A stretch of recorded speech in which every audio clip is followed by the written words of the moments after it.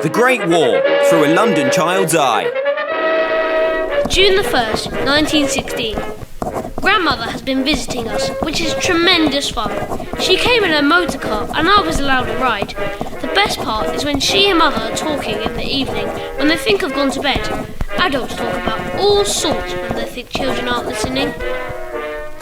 Did you see that terrible report in the Times? People in Germany hounding families from their homes if they were thought to have British relatives. I don't believe everything I read in the paper, Mother. Certainly not during a war. What exactly are you suggesting? I suppose you think the sinking of the Lusitania last year was invented? All those innocent people killed. 1,000, they said. Was that fiction? A figment of the Prime Minister's imagination? Of course not. I just believe most Germans are people too, not monsters. But I suppose it's easier to fight someone you think is a monster. That's Bolshevik talk, and I shall pretend I didn't hear that. You only have to glance at the front page to see the state of affairs and how well things are going. A new victory almost every day. You forget I work at the censor office.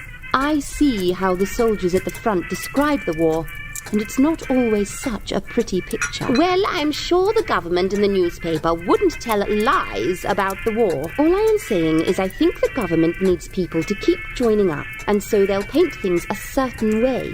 That's all I'm suggesting, Mother. I'm certain the Germans tell their people the most awful untruths about us. Well, you'd expect no less from the Hun, whereas we are beyond reproach. Well, this tea isn't beyond reproach. It's far too weak. Fetch me another.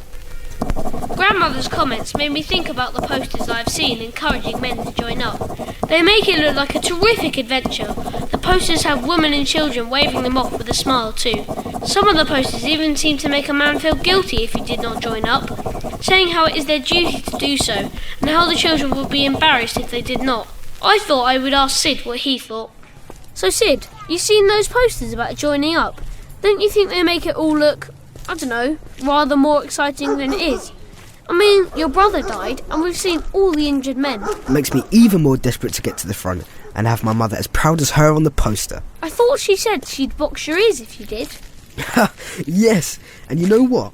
I think she has spies follow me every step. Every time I go near a recruiting office, one of her friends pops up. Oh, Sydney, fancy seeing you here. But you're still not old enough to join up. Yeah, but they need men so badly. I'm told you barely need to lie at all. Just stand tall, put on a gruff voice. I'll get there. And whatever she says now, when she sees me in the khaki, she'll be proud as punch. I'm sure you're right, old pal. The more I looked around, the more posters I seemed to see. Not just trying to get the men to join up, but encouraging us to grow vegetables, encouraging women to help at the public kitchens, telling us to all save fuel and not buy more than we need. Maybe when the war is over, we won't be told what to do as much. The day can't come soon enough for me. The Great War, through a London child's eye. Supported by the National Lottery through the Heritage Lottery Fund. Read Edward's diary at funkidslive.com/Great War.